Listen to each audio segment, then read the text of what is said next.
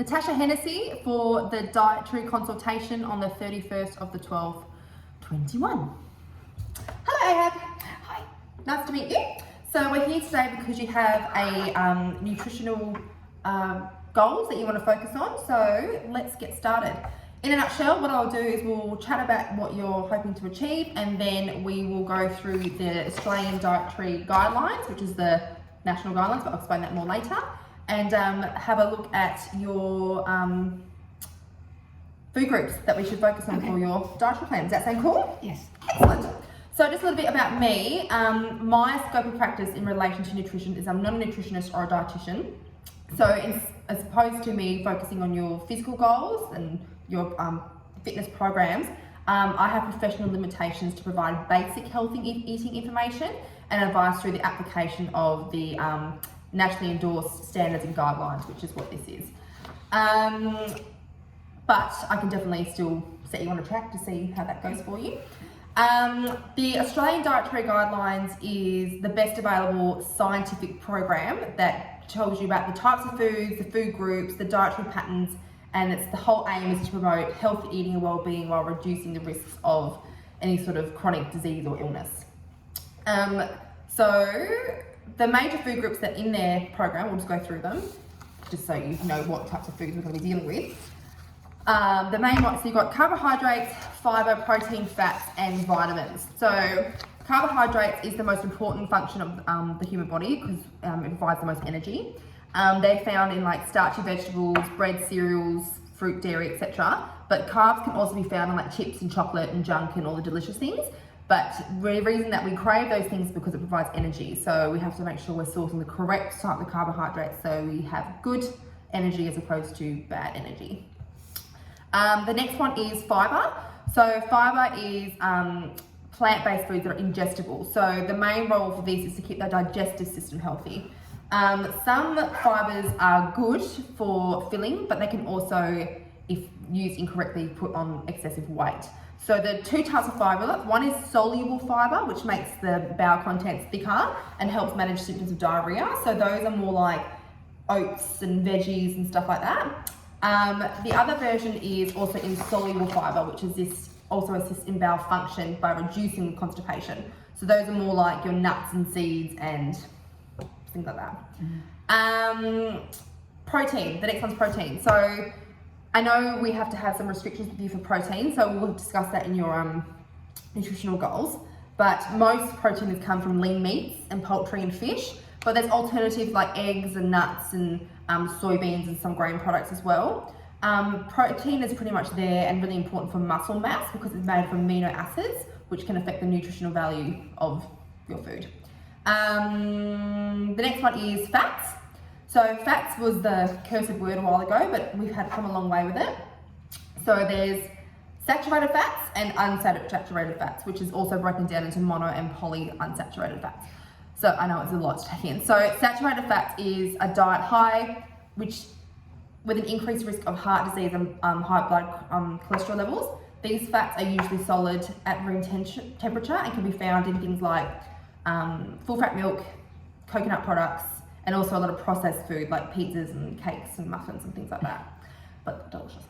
Unsaturated fats is mono and polyunsaturated fats. So these fats reduce the risk of heart disease and lower cholesterol.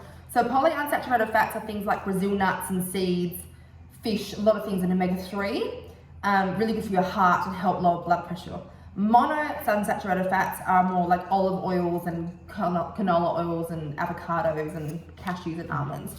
And finally, we have also trans fats. So these fats increase the LDL blood cholesterol levels. These can be found in small amounts with milk and cheese, but they're more found in cakes and biscuits and pastries and things. Finally, we have vitamins and minerals. So in addition to your macronutrients, which is everything we've spoken about earlier, there are 13 vitamins that are recognised through an essential diet. Most people will be able to get these through their food groups anyways, but if not, then supplementation is available. Minerals do not contain carbon and are already in their simplest essential forms. They don't need to be broken down for absorption. Does that all make sense? Yes. I know it's a lot, but we'll give you all this information to take away with as well. But that's pretty much the scope of what I can provide you information with. It's just the general balance of a healthy, well-rounded diet. The importance of a balanced diet is that it leads to good physical and mental health, which we know, helps grow the body, which you're in need of. It also increases the capacity to work energy, and a balanced diet increases the ability to fight or resist diseases, which is very, very important too. So what we'll do now is we'll go through your dietary habits questionnaire. So I will write most of it down for you, and then if there's any queries or questions at any point, let me know. So your name is... My pen's having a spasm. It's fine. And your dietary goal. So what is your dietary goal? I'm going to put on 5 kilos in the next 6 weeks. Put on 5 kilos of like muscle mass? Yes. Yeah. But I will be observing Ramadan over the next month, so I won't be consuming any food or drink during between sunrise and sunset. Okay, no worries. Do you have any special dietary requirements like diseases, allergies, or intolerances to anything? No. No. Okay. So this is all about serves per day. So it's a bit repetitive, but in a nutshell, I'll ask you about all the groups you've just spoken about, and you can tell me how many serves you think you eat a day. So how many serves of vegetables do you usually eat per day? So 1 serve of vegetable is half a cup of cooked vegetables, or half a cup of cooked lentils, chickpeas, or 1 cup of salad, or half a cup of medium potato. 0 to 1, 2 to 3, 4 to 5, 0 6. to 1. 0 to 1, great. How many serves of fruit do you usually eat per day? So 1 fruit is like 1 apple or banana or 2 small apricots. 2 to 3? 2, yeah. Yeah, great. Breads and cereals. 1 slice of bread, 1 roll, lots of rice. Lots. Yeah. Like 4 to 5, you think? Yeah. So that's your main Yes. food group? Okay.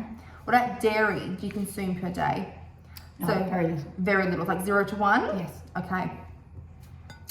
Meat or alternatives do you Very consume a little. day? Very little. So 1 serve of meat is like, I know you don't eat meat, so a small amount of meat or lean poultry, cooked fish, fillet, 2 eggs. Yes. 0 to 1? Yeah, okay. And discretionary choices. So looking at the list below, how many discretionary choices do you think you have in 1 week? So that's discretionary choices are like food on the fly. So there's 2 scoops of ice cream, 2 slices of processed meat, thick or thin sausages, snack-sized packets of salty crackers, biscuits, a donut, some chocolate, can of soft drink, cakes or a muffin, fried hot chips, a pie or a pasty, wine, light beer or standard beer. Do you often have just takeaway or discretionary foods? Yes, but Subways. You have Subway? Yeah. How often do you have Subway? Probably most days. Okay, so we'll do 4 to 6 servings, so daily, you think? Okay. Yeah. Yeah, okay. So I know you've spoken to me that you're practicing Ramadan at the moment as well, so you have to have alternatives. So what I'll do is I will tick that you require a referral. So my name is Natasha. Hennessy, and the date is the 31st of the 12th, 21. Mom, Off you go, bud. what does working not work? Okay, Eric will fix it. Off you go. I don't know. I'm gonna pause this.